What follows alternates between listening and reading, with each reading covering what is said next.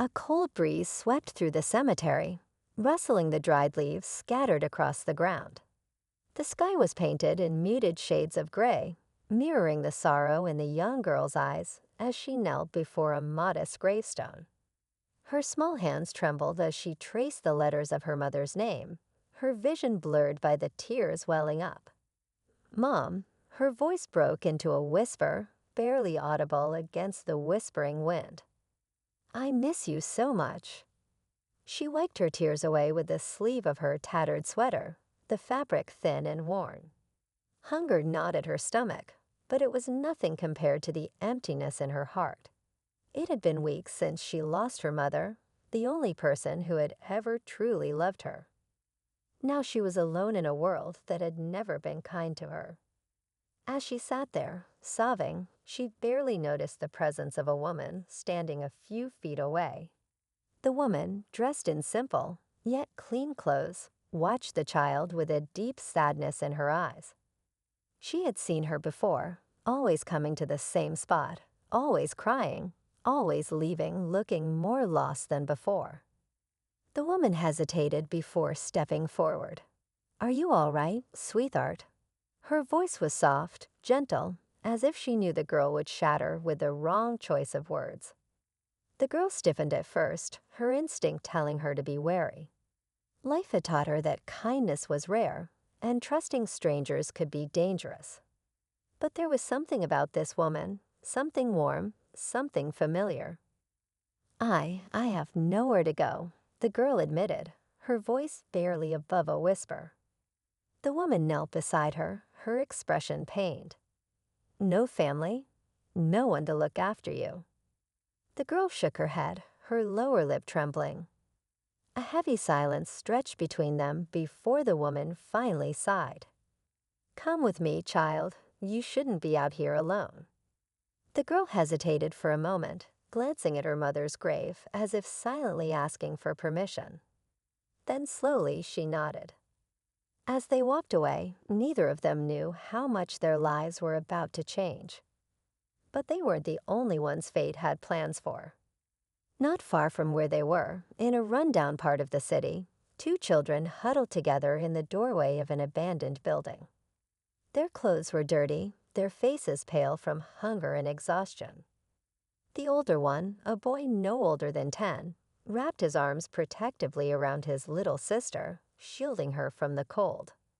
"It's okay," he whispered, though his voice lacked the confidence to make it true. "We'll find food soon."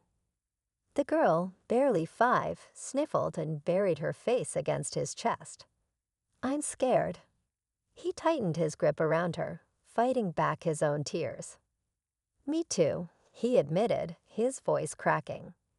They had been abandoned, left to fend for themselves in a world that had already turned its back on them. Every door they knocked on was slammed in their faces. Every plea for help was ignored.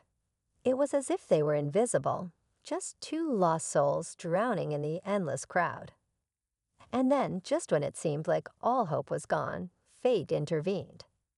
A pair of kind eyes spotted them from across the street. The same woman who had taken the grieving girl under her wing now stood before them, her heart breaking at the sight of these two innocent children shivering in the cold. "Where are your parents?" she asked softly, though deep down she already knew the answer. The boy straightened, his small frame trying to appear stronger than it was. "We don't have any." The woman swallowed the lump in her throat. "Come with me," she said, offering her hand. "I won't let you be alone anymore." The boy hesitated, his survival instincts screaming at him to be cautious. But when he looked into the woman's eyes, he saw something he hadn't seen in a long time: hope. And so, with nothing left to lose, he took her hand. Little did they know, their lives were about to take a turn they never could have imagined. The small house was old but sturdy, with creaky wooden floors and a scent of warm soup filling the air. It wasn't much, but to the 3 children who had spent too many nights in the cold, it felt like a different world. The woman, whom they now called Maria, had given them clean clothes, a hot meal, and a place to sleep. At first, the children barely spoke. The girl who had lost her mother, Emma, sat quietly by the window every evening, staring out as if waiting for someone who would never return. The boy, Liam, remained tense, always watching, as if expecting to be thrown back onto the streets at any moment. His little sister, Sophie, clung to him, her trust extending only as far as the warmth of his embrace. Maria understood. She had seen pain like this before. It wasn't just about hunger or cold. It was the fear of trusting again, the fear of believing that happiness could last. Days passed, then weeks. Slowly, little changes began to show. Sophie giggled for the first time when Maria brushed her hair and braided it neatly. Liam started helping Maria in the kitchen, his hands no longer shaking when he reached for food. And Emma, though still quiet, began to sleep without waking up in the middle of the night, gasping for air through silent sobs. But peace was never meant to last forever. One evening, Maria was washing dishes when a sharp knock echoed through the small house. The children froze, their bodies tense with a familiar fear.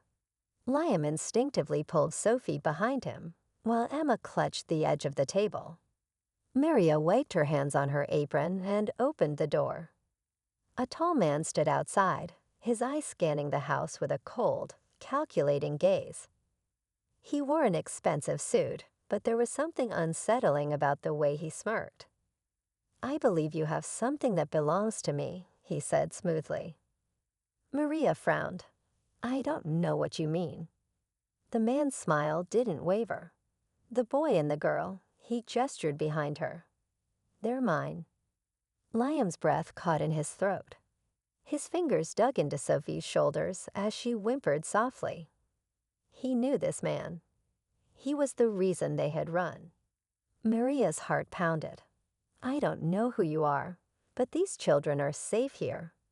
If you're claiming to be family, I need proof." The man chuckled. "Family? No, I don't claim such nonsense. Let's just say they were under my care before they decided to run away. And I don't take kindly to disobedience." Liam's hands clenched into fists. The memories came rushing back, the dark rooms, the shouting, the hunger that never went away. He would never go back. Maria stood firm. "I don't know what kind of care you're talking about, but these children are not going anywhere with you." The man's smirk faded, replaced by a dangerous glint in his eyes. "That's not your decision to make." Maria's hands tightened at her sides, but she didn't waver.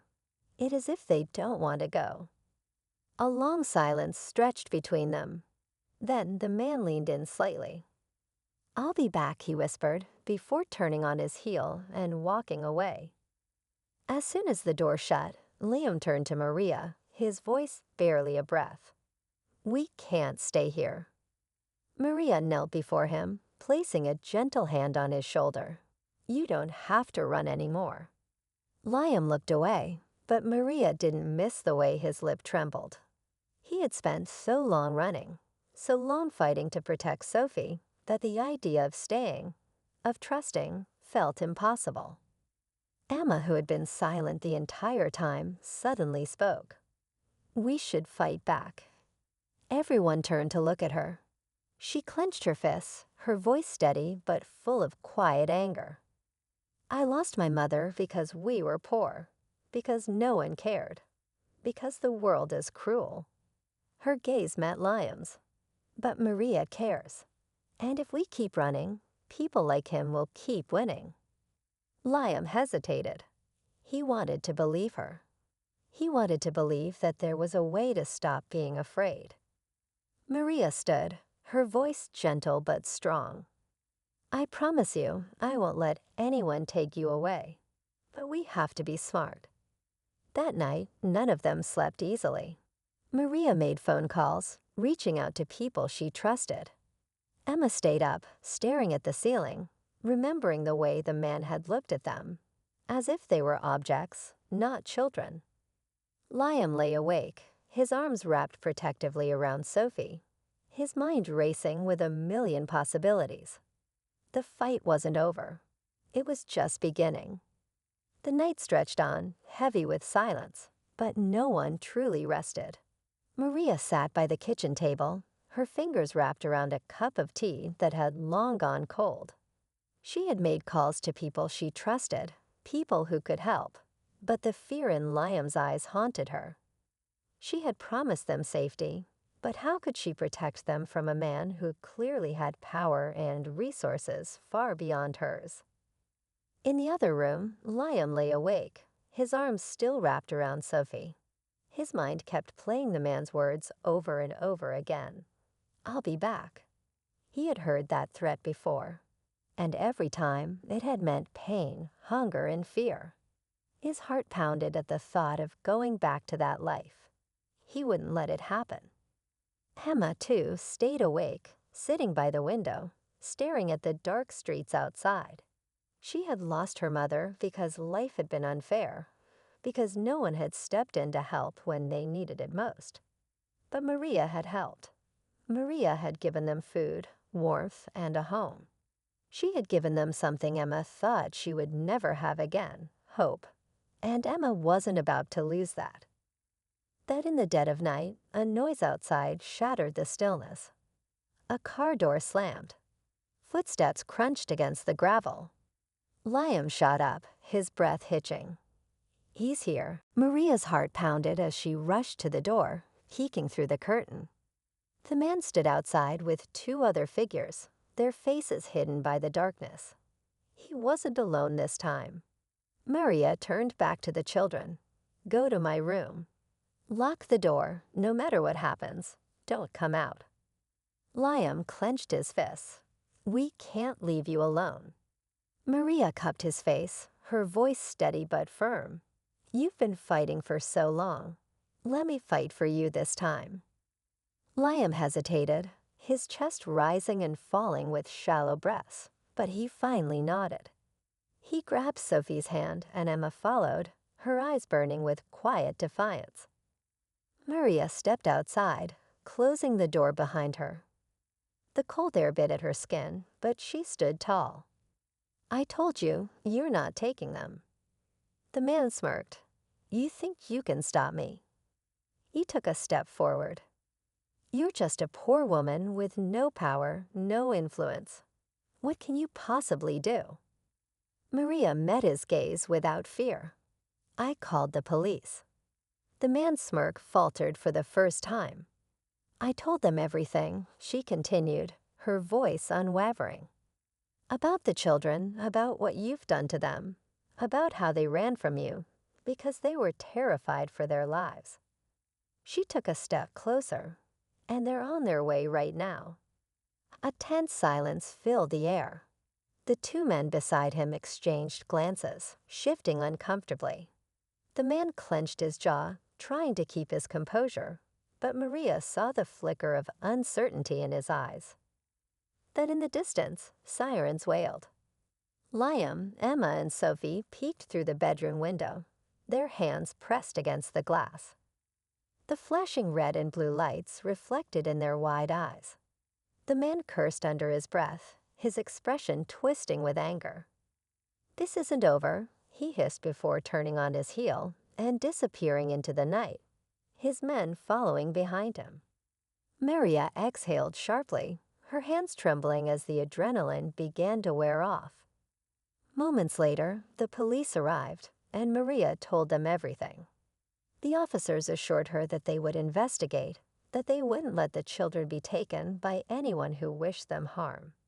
When she stepped back inside, she found the three children huddled together in the hallway, their faces filled with worry. "Is it over?" Sophie asked, her voice small. Maria knelt in front of her, brushing a stray curl from her face. "Yes, sweetheart. You're safe now." Liam swallowed hard, his eyes glistening. "You didn't have to do that for us."